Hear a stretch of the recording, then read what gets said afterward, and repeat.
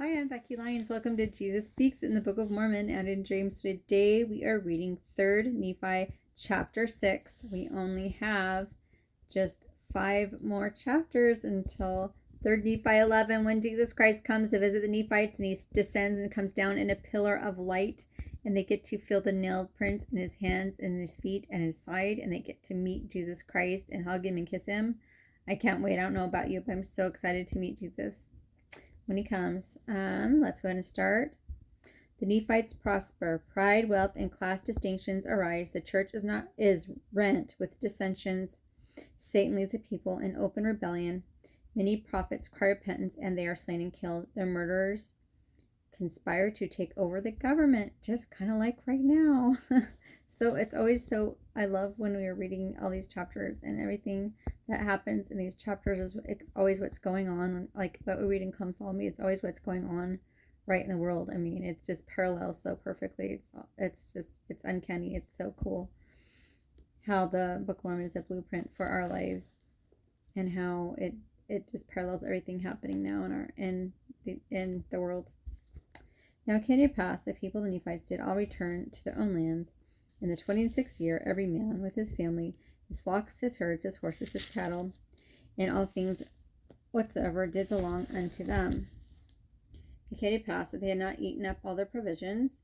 Therefore they did take with them all that they had not devoured, all of their grain of every kind, their gold, silver, precious things. They did return to their own lands and their possessions, both on the north and the south, both in the land northward and in the land southward.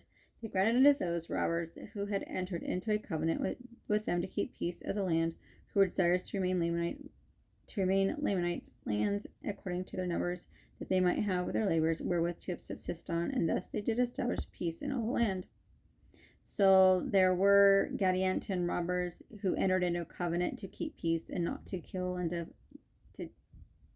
commit whoredoms and all the evil things they're doing. So they're still there since they agreed to covenant, and they're keeping their covenant so far.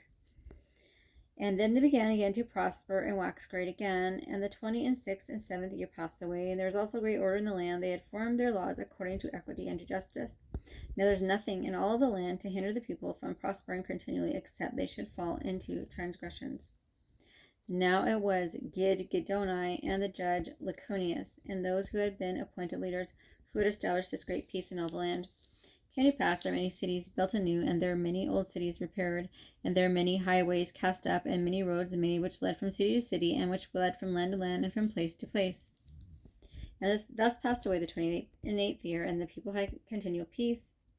In the 29th year, there began to be some disputations among the people, and some were lifted up because of their pride, and boastings because of their exceedingly great riches, yea, even unto great persecution. So starting with the pride cycle all over again, they're getting lifted up, thinking they're better than everyone else, getting lifted up to pride and to sin and rebellion against God again. Here we go with the pride cycle.